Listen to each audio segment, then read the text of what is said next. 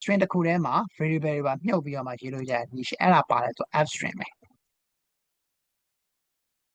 f string ဆိုတော့ကျွန်တော်ဒီထူးထူးခြားခြားကြီးမဟုတ်ဘူးအဲ့ဒါဘာလဲဆိုတော့ f string ကိုပြောတာ f string ဆိုတာခြေတဲ့ပုံစံอ่ะဘာလဲ f နဲ့ string နဲ့ဗါလဲเนาะ f string ဆိုတာ f နဲ့ string နဲ့ f string တော့ခေါ်တာဟုတ်တယ်အဲ့တော့ဘာထူးခြားသွားလဲဆိုတဲ့ကိစ္စပြပြမယ်ဒီနေရာမှာ my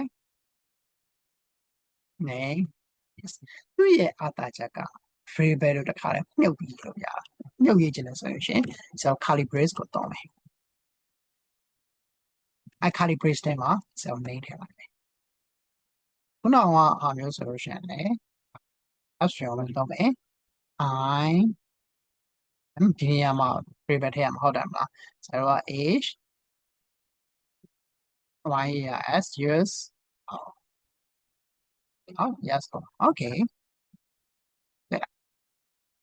ဒါဆို run လိုက်တဲ့အချိန်မှာmy name is Timmy I'm 29 years old ဆိုပြီးတော့မှထွက်နေတယ်ရှာလာတာ